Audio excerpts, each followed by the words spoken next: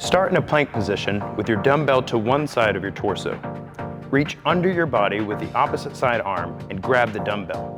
While maintaining your plank position, pull or drag your dumbbell across the floor to the other side. Doing the same with the opposing arm while maintaining your plank position as best as possible. Don't forget to breathe. Repeat with good form through program reps.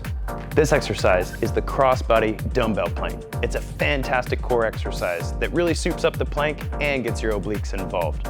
We're gonna start down here in the plank, and we're gonna move our dumbbell. Let's get into it.